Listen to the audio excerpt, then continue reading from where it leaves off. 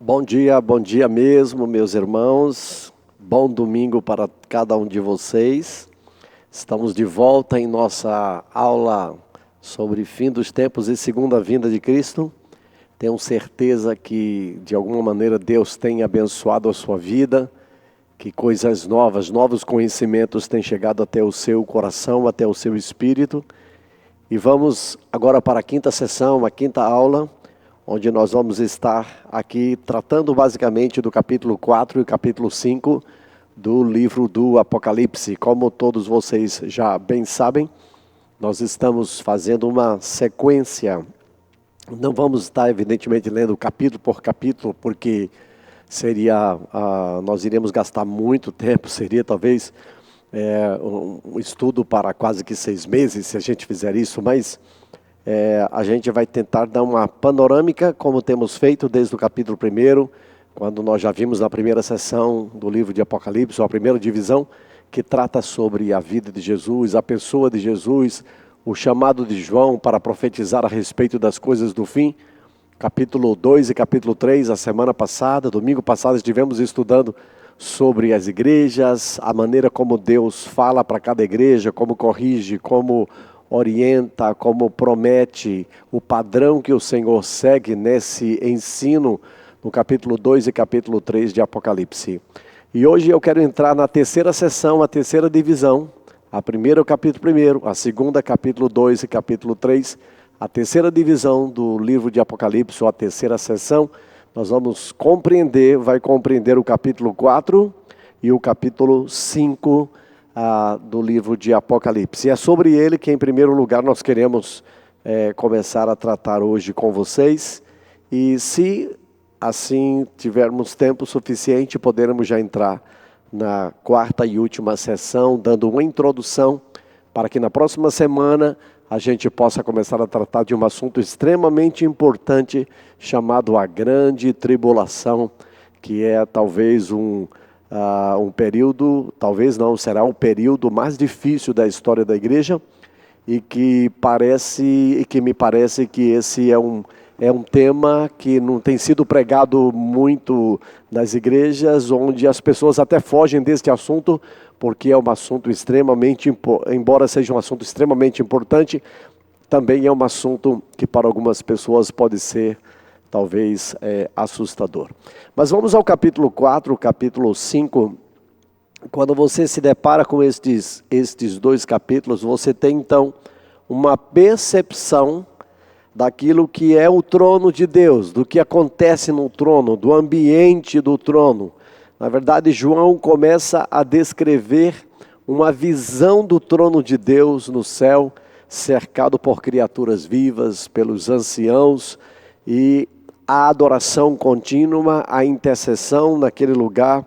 E é interessante porque somente o Cordeiro é digno, é achado digno, como diz o capítulo 5, de abrir o livro. Observa, por favor, queria ler basicamente o capítulo 1, o versículo 1 do capítulo 4, quando ele começa dizendo: depois destas coisas, depois da visão das 7 igrejas, ele diz: depois destas coisas olhei e eis não somente uma porta aberta no céu, como também a primeira voz que ouvi, como de trombeta, ao falar comigo, dizendo: sobe para aqui e te mostrarei o que deve acontecer depois destas coisas. Então perceba que é como que João ele é arrebatado, ele é levado em espírito. O texto aqui vai descrever: imediatamente eu me achei em espírito, o verso 2 diz isso. Ele é então transportado de um lugar, de um ambiente da terra, para um ambiente do céu. E neste ambiente do céu, João vê um trono no céu armado, e no trono alguém que está sentado, e esse que se acha sentado, o texto diz, é semelhante. Por que a gente vai sempre perceber que João, ele faz uma comparação, ele se utiliza muito dessa expressão no livro de Apocalipse, é semelhante, porque ele tentava descrever o que ele viu nos céus, pela visão que João tinha limitada aqui na terra. Então por isso que ele diz, é semelhante no aspecto à pedra de um jaspe e de sardônio. Não significa dizer que seja exatamente, mas é uma semelhança. E ele diz, ao redor do trono há um arco-íris semelhante no aspecto à esmeralda. Ao redor do trono há também 24 tronos e assentados neles 24 anciãos vestidos de branco, cujas cabeças estão com coroas de ouro.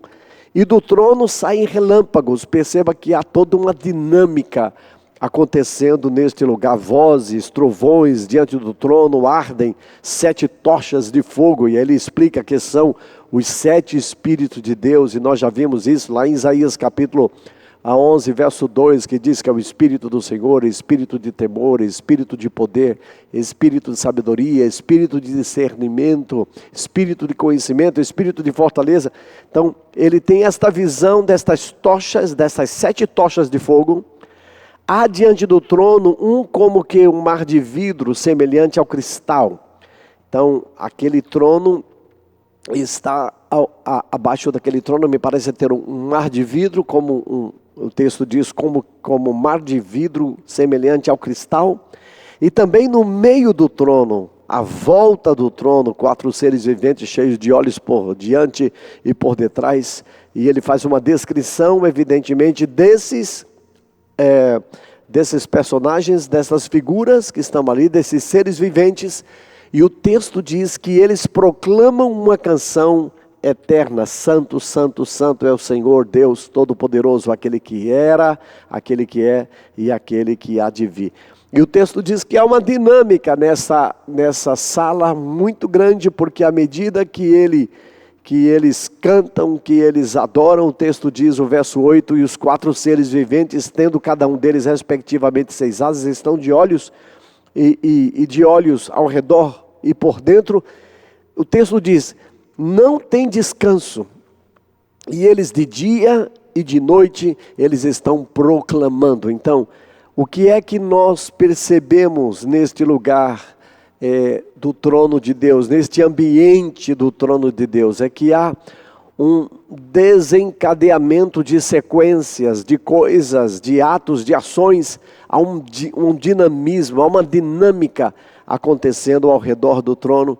E os serafins adoram, os querubins adoram ao Senhor, aqueles 4 seres viventes adoram ao Senhor, e os 24 tronos que estão assentados, 24 anciãos, eles se prostram, eles lançam as suas coroas. Então, há toda uma dinâmica de adoração, e essa dinâmica, ao que se percebe aqui, é uma dinâmica que acontece 24 horas por dia, dia e noite, trazendo para o nosso tempo 24 horas, dia e noite, a adoração naquele lugar constantemente. Então perceba que essa é a dinâmica.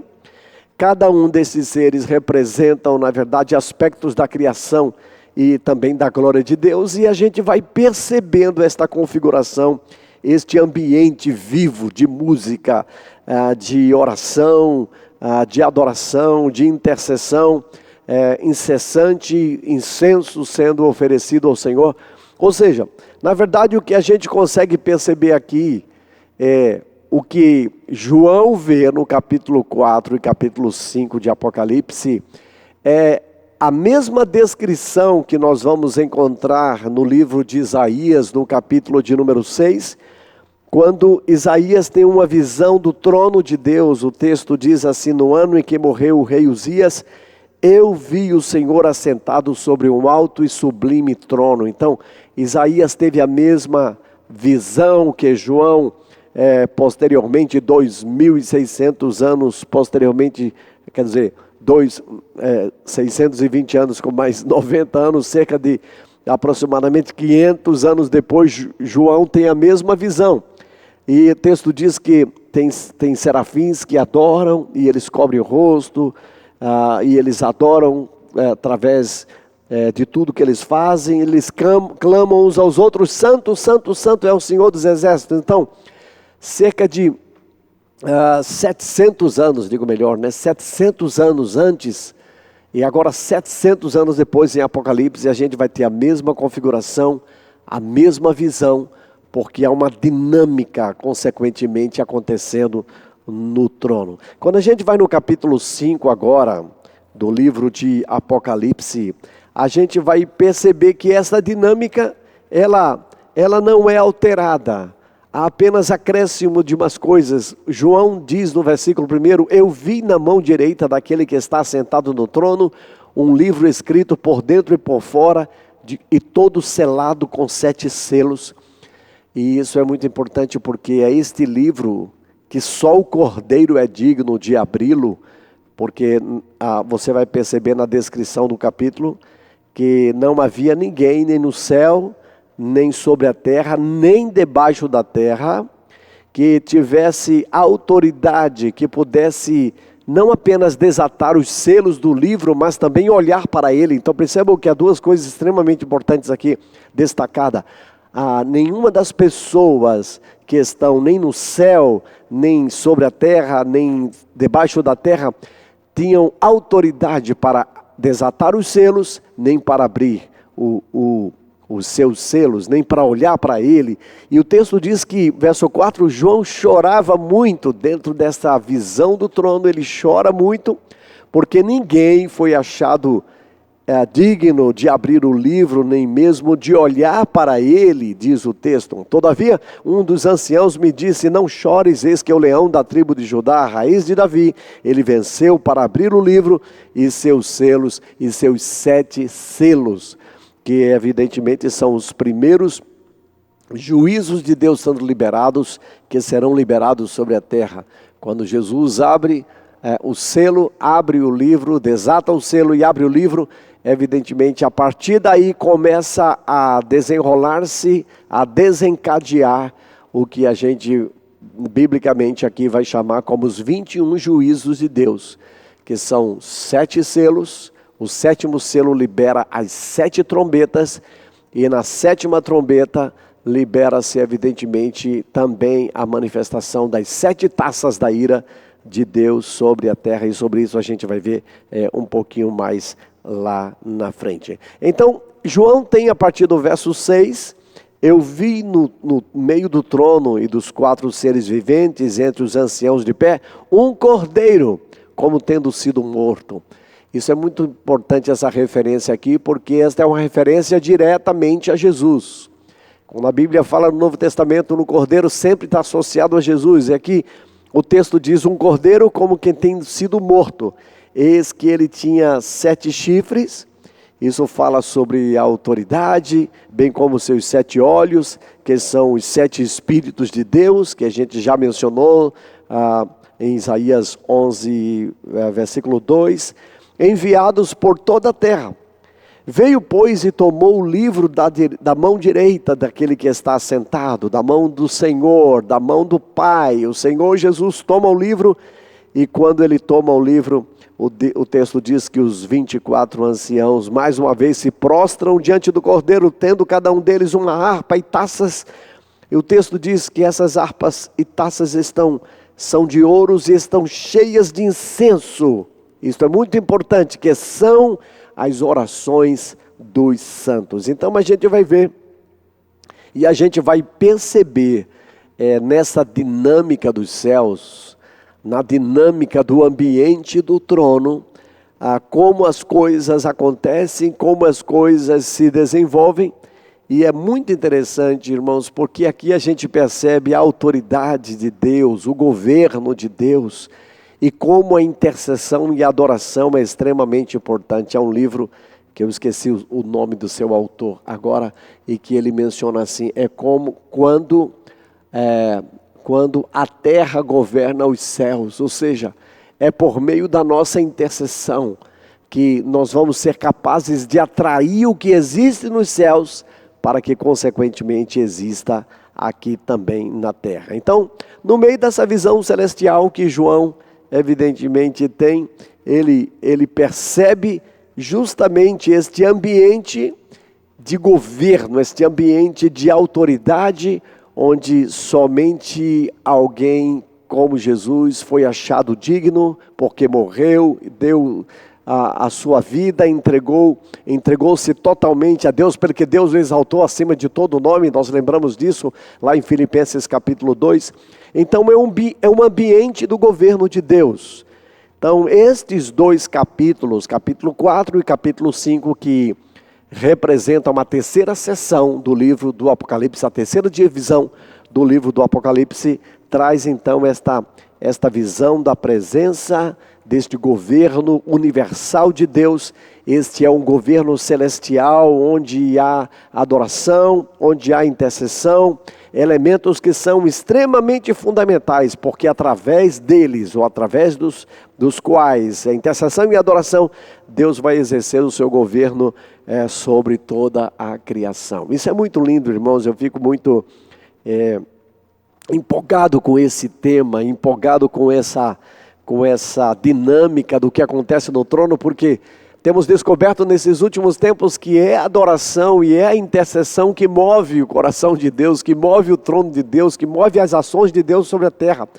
Eis aí a grande importância de que cada crente seja um intercessor, porque a intercessão, ou o ministério de intercessão, é um ministério que não é apenas exclusivo de um grupo de elite da igreja, né, que inclusive é muito caracterizado como aquele grupo que expulsa demônios, que lidera a intercessão antes ou durante as reuniões. Não, cada crente é um intercessor, porque cada um de nós somos sacerdotes em Cristo Jesus.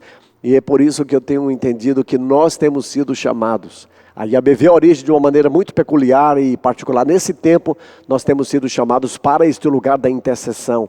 E é por isso que nas quartas-feiras eu volto a insistir a importância de que você venha estar conosco, sentar-se nesse lugar, fazer parte de toda a dinâmica que está acontecendo aqui nas quartas-feiras. Porque o que é que está acontecendo na quarta-feira?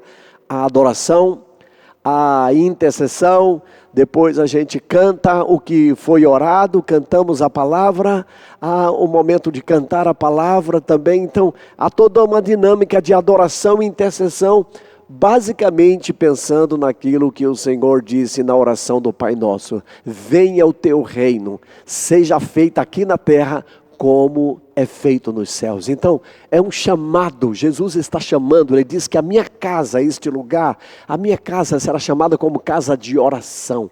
E o meu coração ferve quando eu falo sobre este assunto, porque isto é um chamado para cada um de nós. E ainda, e eu creio que isso é somente ainda a IABV Origem, nós como igreja ainda não nos apercebemos da importância desta reunião da quarta-feira, que é chamada Sala de Oração. Então eu quero convidar você para estar, mais uma vez, eu ratifico aqui o meu convite, o chamado para que você esteja nesta sala, ainda que você não seja nem mesmo membro da IABV, mas você é membro do corpo de Cristo e entende que a sua oração vai mover a igreja, vai mover o governo dos céus sobre a terra, as ações de Deus sobre a terra, por meio da adoração e da intercessão. Aqui oramos por Israel, aqui oramos pelas nações da terra, aqui oramos pela igreja brasileira, oramos por avivamento, oramos pela igreja do Nordeste, pela igreja pernambucana, por Recife ser um lugar, um palco de um despontar de um grande avivamento dos últimos tempos.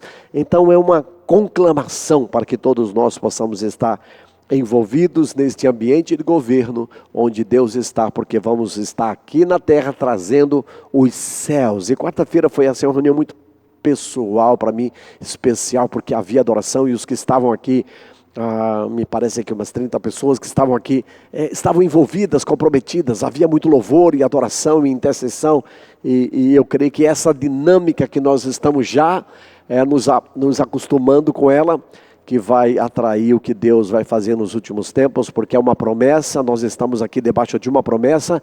Ele diz que a glória da segunda casa será maior do que a da primeira. E eu sei que a gente entra neste lugar da mesma maneira que João foi convidado em espírito para chegar no trono. Cada vez que eu oro, cada vez que você ora, você entra neste lugar. Imagine este lugar extraordinário, onde a majestade de Deus, a majestade divina, onde ali reside o governo do universo.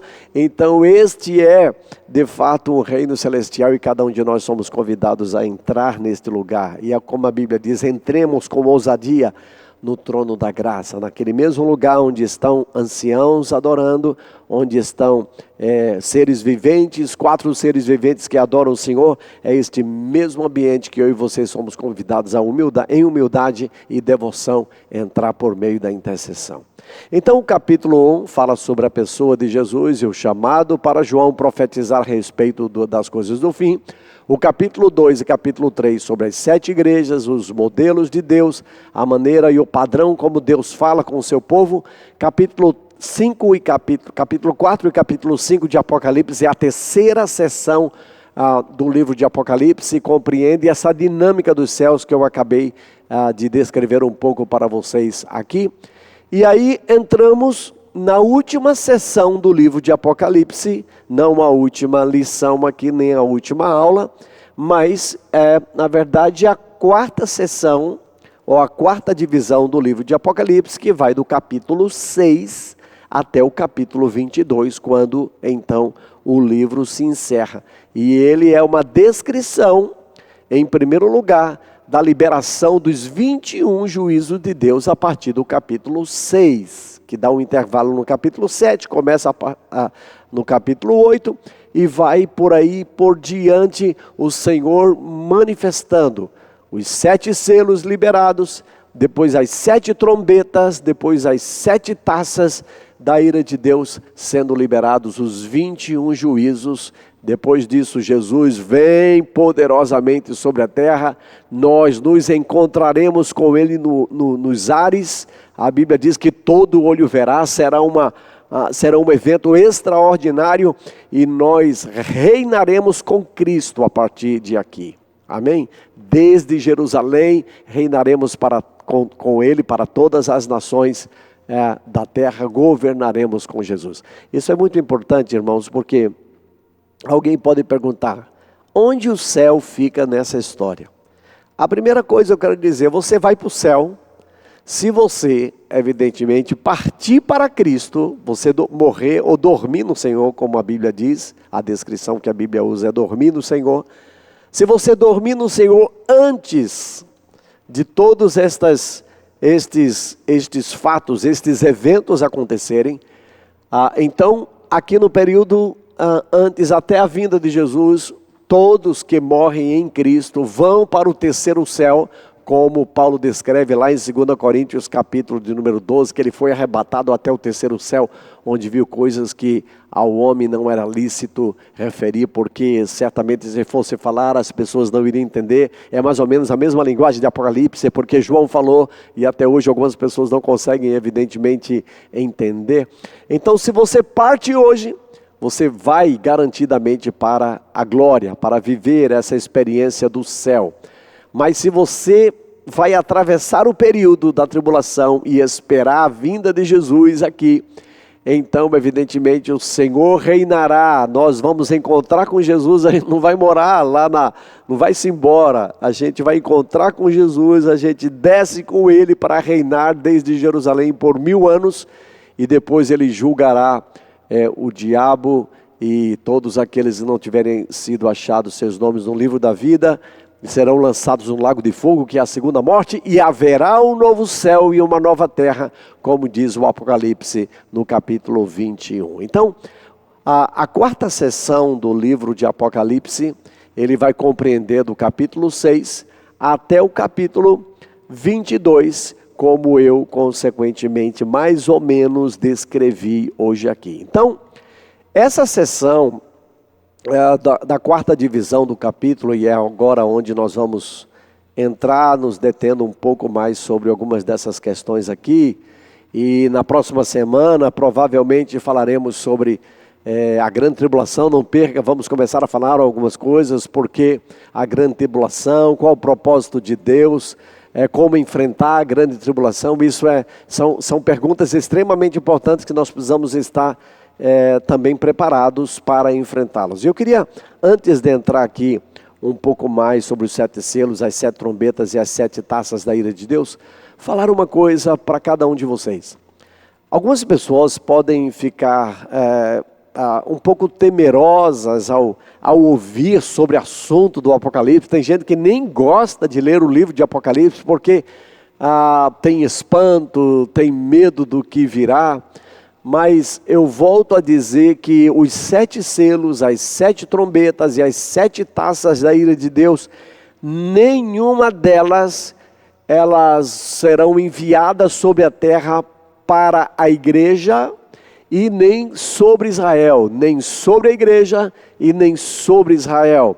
Sobre quem é enviados estes 21 juízos de Deus? Então nós vamos dizer que eles serão enviados contra a besta, contra o anticristo, contra o falso profeta, contra as suas milícias, demoníacas, e também contra todos aqueles que se permitirem ter o número da besta, como a Bíblia diz que é o número 666, e que evidentemente é o selo do anticristo. Então a gente vai perceber que os 21 selos, os 21 juízos de Deus, os 7 selos, as 7 trombetas e as 7 taças, elas são enviadas contra estas pessoas ou classes de espíritos malignos que estarão operando durante o chamado tempo da grande tribulação. Então, outro aspecto importante nesse assunto é que esses juízos, eles são progressivos, Eu falei aqui já um pouco. Os 7 selos liberam mais 7 trombetas, e a 7ª trombeta, na vinda de Jesus, libera-se também as 7 taças da ira de Deus sobre a terra. Então, há uma dinâmica, são juízos de Deus. Então, eu falava aqui há pouco que nós não devemos ter medo com relação a estas coisas. E eu já disse aqui que será o período ao mesmo tempo que será o dia do Senhor, um dia de ira, mas será também um dia glorioso para todos aqueles que confiam no Senhor. E quando a gente volta os nossos olhos para o livro de Êxodo, e a gente percebe como o Senhor enviou as 10 pragas contra o Egito, e quando o povo de Israel, e como o povo de Israel lá na terra de Gósen, eles foram protegidos, eles foram guardados de cada uma daquelas pragas. Da mesma forma nós cremos que o Senhor guardará, que o Senhor nos guardará na hora da provação, que a igreja será perseguida, que Israel será perseguido, que haverá perseguição como sempre houve através dos tempos, mas que o Senhor certamente protegerá aqueles que são fiéis na terra. Então a nossa confiança deve sempre estar depositada em Deus. Eu quero alertar com relação a isso, porque quando a gente fala sobre este assunto, pode trazer de um certo modo temor no coração, medo no coração de outras pessoas, mas esteja absolutamente seguro de que ninguém pode arrebatar você da presença de Deus. Diga aleluia, que todas as promessas que nós lemos no domingo passado, aqui para vocês, que mencionamos sobre as bênçãos de Deus para aqueles que vencerem, esta é uma verdade, e uma daquelas grandiosas verdades é que o Senhor diz que para a igreja de Filadélfia, a igreja fiel, o Senhor diz assim: eu te livrarei na hora da provação. Então confia em Deus, não tenha medo, vamos juntos compreendendo e estudando cada uma dessas coisas, mas tendo sobretudo o nosso coração firmado no Pai. Amém? Diga aleluia. Então a gente vai perceber que o que acontece na terra, a liberação dos 21 juízos de Deus, são resultado do que acontece nos céus. Ou seja, a oração e a adoração é extremamente importante. Aquilo que acontece nos céus, nós vamos estar fazendo aqui na terra. A igreja vai entrar no tempo de intercessão e de adoração. Isso tem se espalhado como um mover no mundo de intercessão, porque o Senhor disse: a minha casa será chamada de casa de oração. Isso não era apenas uma referência ao fato de Jesus estar usando uma profecia de Isaías e estar repreendendo aqueles que estavam fazendo da casa do Senhor comércio, não. É uma referência profética também, de que nos últimos dias a casa de Deus, os lugares onde se reúne para adorar e para receber uma palavra, estes lugares serão vistos como lugares de intercessão, como lugares de oração. Eu já tenho visto que isso tem sido uma dinâmica na vida de muitas igrejas no mundo, e tenho percebido que aqui mesmo em Recife, aqui mesmo desde Pernambuco, já temos muitas igrejas que têm aberto salas de oração. Isso é maravilhoso, porque nos dá a entender que a igreja está entendendo o seu papel nesta última hora, e é as nossas orações que vão mover estas coisas. Percebam 2 textos que ratificam isso que eu estou falando para vocês. O primeiro texto é o texto de Apocalipse, capítulo 5, 7 e 8. A gente já mais ou menos leu aqui, mas eu vou repeti-lo.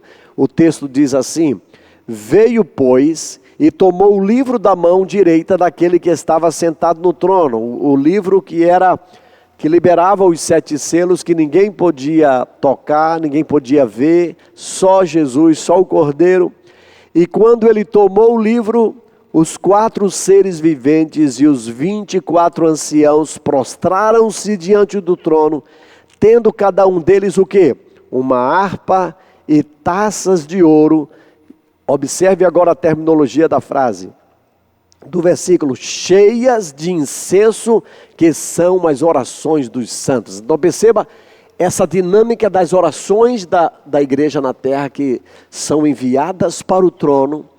E os anciãos, os 24 anciãos e também os 4 seres viventes, eles tomam esta intercessão cheias de incenso, e o texto diz que são as orações dos santos. No capítulo 8 de Apocalipse, agora por favor acompanhe, se você está com a sua Bíblia.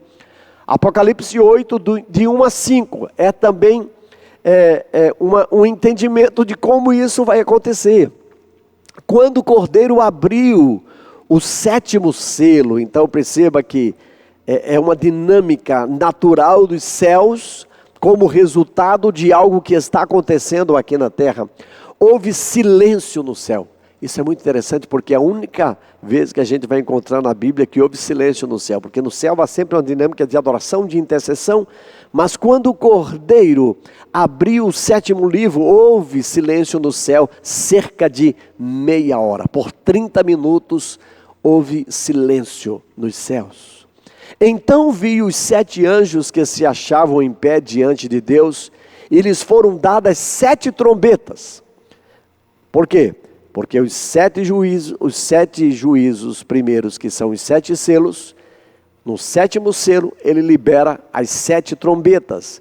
E o texto diz: lhes foram dadas 7 trombetas. Veio outro anjo e ficou em pé junto ao altar, com o incensário de ouro, e lhe foi dado muito incenso para oferecer. Perceba que no capítulo 6, no capítulo de número 5, como eu acabei de ler aqui, digo melhor, versos 7 e 8, de Apocalipse, ele menciona justamente essas taças de ouro cheias de incenso, que são as orações. Então perceba mais uma vez aqui essa terminologia. Agora no capítulo 8, versículo 2. Veio outro anjo, ficou de pé junto ao altar com o incensário de ouro, e foi-lhe dado incenso para oferecer com as orações de todos os santos sobre o altar de ouro que se acha diante do trono. Então perceba que as orações, elas são lançadas diante do trono, e da mão do anjo subiu à presença de Deus a fumaça do incenso, que são as orações, como as orações dos santos, e o anjo tomou o incensário, encheu do fogo do altar e o atirou sobre a terra. E o que aconteceu? Houve trovões, vozes, relâmpagos e terremotos. Então perceba que o que é que João viu e o que é que João está ensinando para nós nesta revelação do livro de Apocalipse? A importância da intercessão e da adoração na terra, porque são este incenso que vai subir. A adoração e intercessão são incenso que sobe até a presença de Deus, e este incenso é lançado sobre o altar.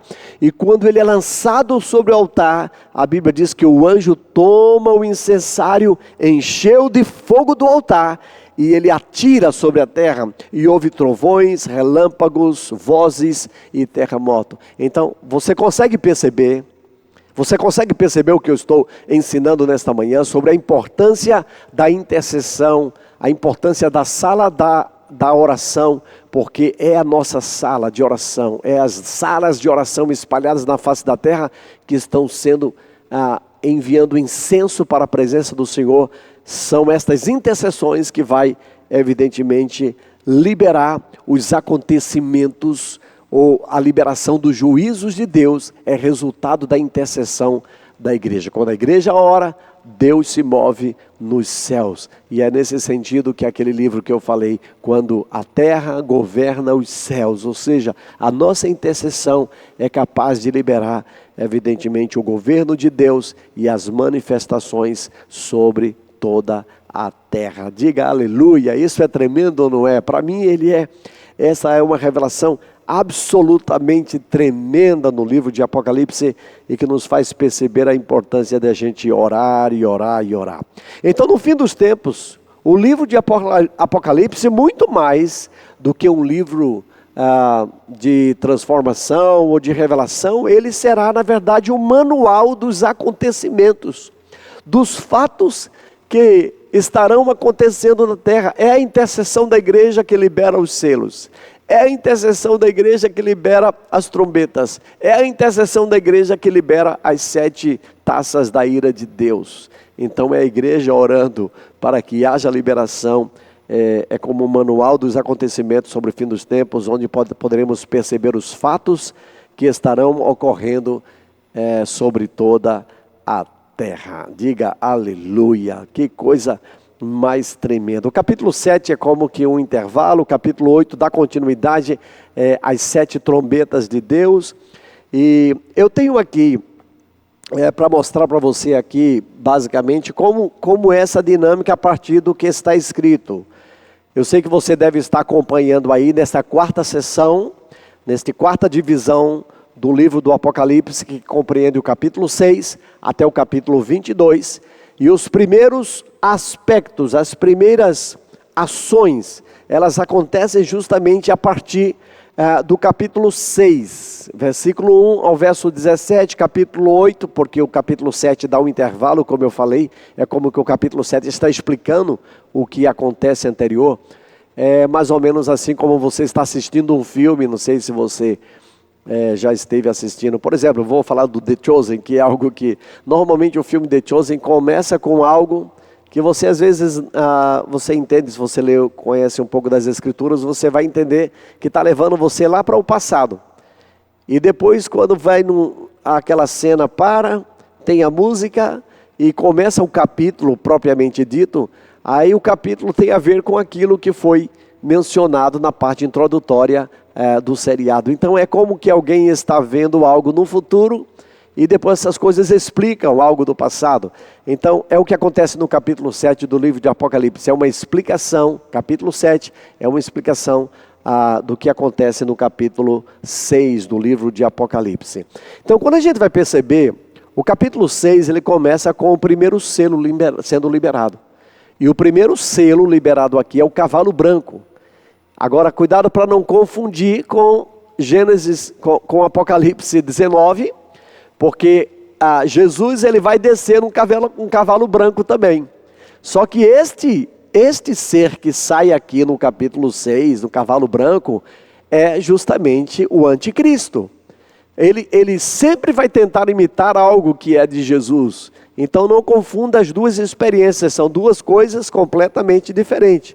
No capítulo 6 é o anticristo, no capítulo 19 é o próprio Cristo, descendo na nuvem com poder e grande glória, e ele vem num cavalo branco, montado num cavalo branco, e vem seu exército também, montado assim, e o Senhor vem com uma espada, porque Jesus não virá mais como cordeiro, ele voltará como leão para julgar a terra, e para vingar, e para fazer vingança contra todos os nossos inimigos. Então, capítulo 6... você vai perceber versículo 1 e versículo 2, que menciona justamente esse conquistador que surge, que é aqui uma manifestação da simbologia da falsa paz que o anticristo vai estabelecer na terra. E é exatamente com esse capítulo 6 que começa o que a gente pode chamar o período da tribulação, que são 7 anos. Não a grande tribulação, que são os últimos 3 anos e meio. Mas aqui no capítulo 6, com o aparecimento do anticristo, como Paulo mesmo menciona lá em 2 Tessalonicenses capítulo 2, quando ele diz que não se assuste, porque primeiro é necessário que apareça o filho da perdição, o anticristo. Lembra que Paulo menciona isso? É a mesma menção que está sendo feita aqui em Apocalipse capítulo 6. O segundo selo, por sua vez, é o cavalo vermelho. Isso fala sobre guerras e fala sobre violência. E ele vai do capítulo 6, versículo 3 e versículo 4.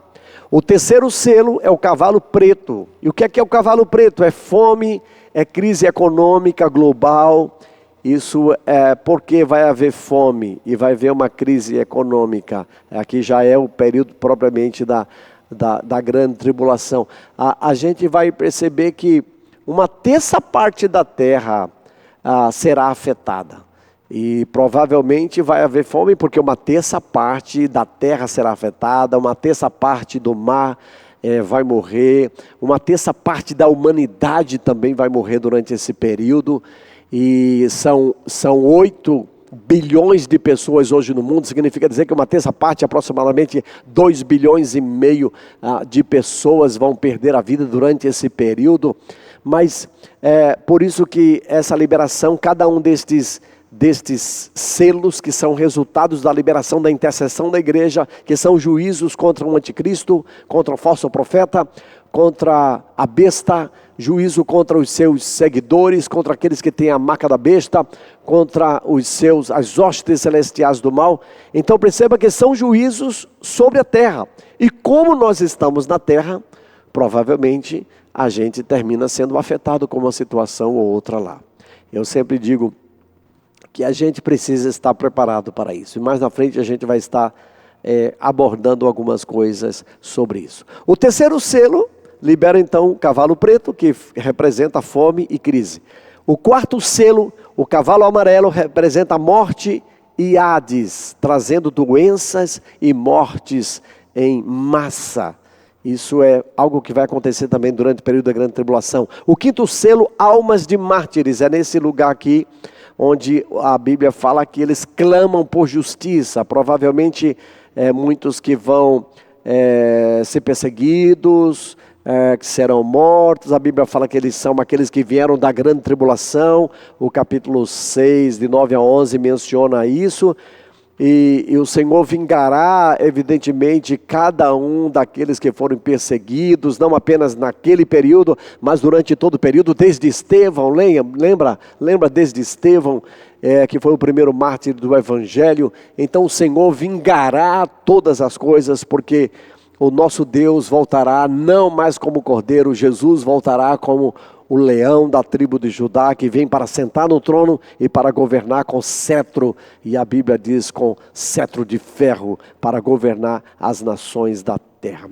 O sexto selo são grandes desastres naturais, terremotos, escurecimento do sol, a queda de estrelas, né? E claro que existem coisas muito simbólicas assim, porque se uma estrela caísse aqui na terra, a terra desapareceria. Mas quando você vai perceber algumas vezes mencionados isso no Apocalipse, isso tem a ver com liberação de demônios que vão atuar em determinadas áreas, trazendo desastres naturais, terremotos e coisas assim. E por fim o sétimo selo, que é o silêncio e é uma preparação. Há um silêncio no céu e é uma preparação para as 7 trombetas que começam a ser lançadas sobre a terra a partir do Apocalipse capítulo 8, verso 1 ao verso 5, porque eu disse a você que o capítulo 7 é um intervalo, é uma explicação do que acontece no capítulo 6, e o capítulo 8 então começa, ele dá início a partir do versículo 6, de uma maneira específica, sobre a primeira trombeta. A primeira trombeta, ela, a partir do versículo 6 e 7, ela libera, evidentemente, granizo e fogo misturado com sangue, caem sobre a terra, queimando 1/3 das árvores e toda a grama verde. Você pode perceber que 1/3 destas coisas vai ser extinguida na terra. Então, quando a gente vê o que aconteceu no Rio Grande do Sul, e eu acho que isso é apenas princípio das dores, isso nos afeta como brasileiros, isso afeta as nossas emoções, mas tenha absoluta convicção de que aquilo ali é apenas um sinal, é apenas um princípio das dores. Você pode imaginar como a terra vai ferver nesse último período da história, antes da vinda de Jesus, porque são juízos de Deus liberados sobre a terra. A segunda trombeta, lá no capítulo 8, de 8 a 9, fala sobre uma grande montanha em chamas, é lançada no mar, transformando um terço do mar em sangue. A terceira trombeta é uma grande estrela chamada Absinto, que cai nos rios e nas fontes das águas, envenenando um terço das águas. E isso significa dizer que os animais, muitos peixes irão morrer, uma terça parte dessa criação também será redimida. A quarta trombeta, um terço do sol, da lua e das estrelas é escurecido, afetando a luz do dia e da noite. Isso está em Apocalipse capítulo 8, verso 12. A quinta trombeta, começam os ai de Deus, os três ais. A quinta trombeta é o primeiro ai, a sexta trombeta é o segundo ai, e a sétima trombeta é o terceiro ai, que são, na verdade, ações malignas, Deus permitindo ações malignas, na verdade, trazendo dias difíceis sobre a terra. E é por isso que a Bíblia fala da grande tribulação. E é por isso que a palavra de Deus diz que este será o grande e terrível dia do Senhor. Quando a Bíblia diz que a grande tribulação, que o grande e terrível dia do Senhor não representa apenas um dia, quando Jesus vai voltar e julgará a terra com poder e grande glória, não. Isso tem a ver com os 7 anos também. Então, os 7 anos que antecedem a vinda de Jesus, eles consequentemente também são chamados como o dia do Senhor, o dia da vingança do Senhor nosso Deus, porque o Senhor virá para vingar todo o pecado e toda a iniquidade feita aqui na terra. Não tenha dúvida que tudo isso será julgado.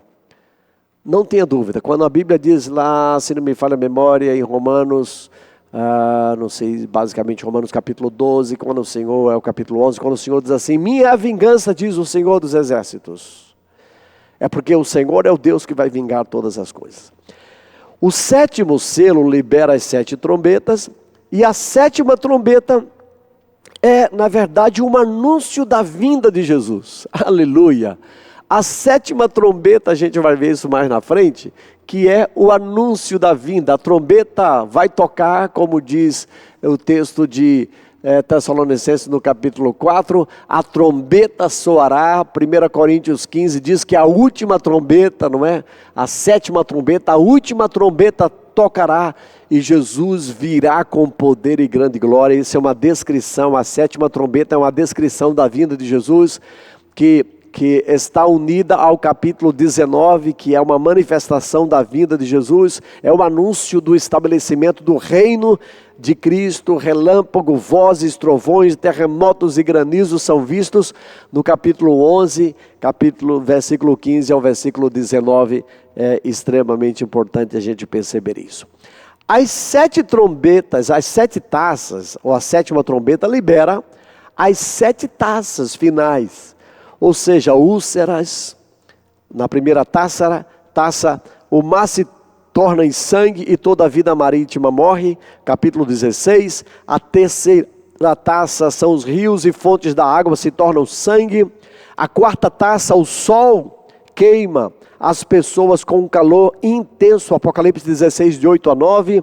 A quinta taça, o reino da besta cheio de trevas, causando dor intensa e perseguição. A sexta taça, o Eufrades seca, preparando o caminho para os reis do Oriente, e a batalha do Armagedon está quase em evidência. E por fim, a sétima taça são relâmpagos, trovões e um terremoto gigantesco, e a grande Babilônia é lembrada diante de Deus para beber o cálice da sua ira, quando o Senhor vai julgar a grande Babilônia, que traz consigo o falso profeta, no Apocalipse capítulo 16, verso 17 a 21. Então, essa é uma configuração.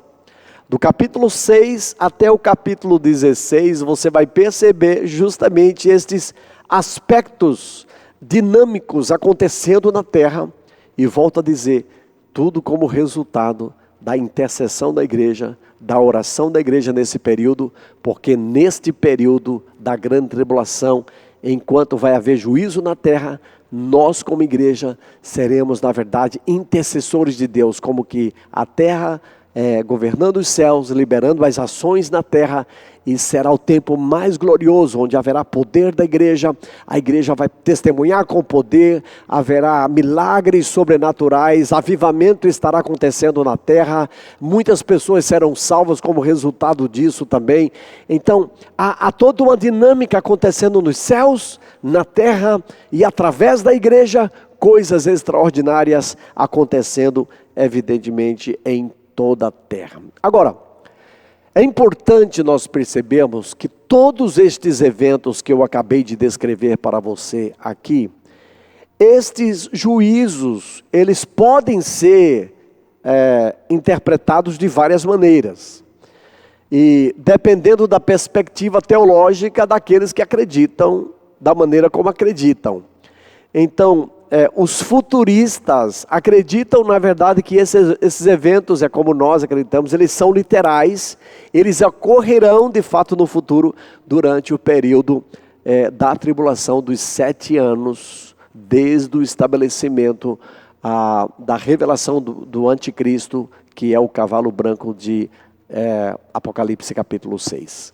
Então eu acredito, como futurista, que estas coisas, todos estes eventos vão acontecer, mas há uma perspectiva teológica, escatológica, de que de fato isso é apenas uma história, né? Que esses juízos como eventos que se desenrolam ao longo da história já se desenvolveram, já aconteceu, muitos deles já aconteceu. Então são chamados historicistas, que acreditam que estes eventos já têm acontecido, já aconteceram. E existem aqueles que são os preteristas, que argumentam que muitos desses juízos, na verdade, foram cumpridos no primeiro século, antes da derrubada de Jerusalém no ano 70. Então são 3 perspectivas diferentes com relação a estes eventos. Mas como eu disse a vocês, como cada um deles antecedem a vinda de Jesus, é como uma preparação. Eu creio, na verdade, de uma maneira futurista, que estas coisas todas vão de fato acontecer. E como eu disse, ao mesmo tempo que vai estar havendo todos estes juízos sobre falso profeta, sobre o anticristo, sobre a besta, sobre aqueles que têm o número da besta, que não forem achados escritos no livro da vida, sobre todas as hostes da maldade, porque os 21 juízos de Deus são contra estes, e por estarmos na terra, talvez seremos afetados numa situação ou outra. Por exemplo, quando houver fome na terra, então é provável que também nós seremos afetados de uma situação ou outra, mas precisamos confiar de que Deus é a nossa provisão. Assim como o Senhor protegeu Israel durante o período no Egito, em que as 10 pragas foram enviadas e que nenhuma delas afetou o povo de Israel, assim também nós cremos que no meio da tribulação, Deus produzirá livramento para cada um de nós, e o nosso Senhor virá com poder e grande glória e cumprirá todas as promessas que fez consequentemente a nosso respeito. Então quero dizer para você aqui que, apesar de serem extremamente alarmantes estes assuntos, e domingo que vem vamos falar um pouco mais sobre a tribulação, por que falar sobre a grande tribulação, esse período de 1260 dias, que são os últimos 3 anos e meio. Por que falar sobre ele? Como nós devemos estar preparados para isso? E eu quero trazer aqui, terminando esta sessão, esta lição, esta 5ª lição sobre final dos tempos e segunda vinda de Cristo, lembrando aqui Apocalipse capítulo 1, o verso 3. Quando o Senhor começa este livro dizendo: bem-aventurado aqueles que leem, bem-aventurado aqueles que ouvem, bem-aventurado aqueles que guardam as palavras desta profecia. E ele diz: porque o tempo está próximo. Então, não devemos temer, devemos ouvir, devemos ler, devemos guardar estas coisas, porque elas não vão nos surpreender, elas não nos pegarão de surpresa, porque nós confiamos no nosso Deus e Ele já antecipadamente está nos mostrando tudo o que vai acontecer, para que possamos, em intercessão e oração, por isso é importante a importância da oração, que estejamos desde já praticando, desde já estejamos nos tornando intercessores para este tempo que virá. Pai, eu quero orar agradecendo por esta palavra tão tremenda, pela revelação do livro de Apocalipse, por tudo aquilo que está descrito nas Escrituras. Eu oro para que isto não traga medo sobre nós, nem espanto, mas que traga, acima de tudo, convicção, porque os que esperam no Senhor são como o monte de Sião, que não se abalam,